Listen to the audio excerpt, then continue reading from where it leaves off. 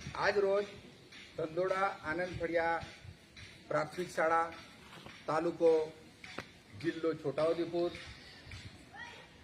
ની શાળામાં સર્વ પબ્લિક સેવા ટ્રસ્ટ તરફથી શૈક્ષણિક સામગ્રી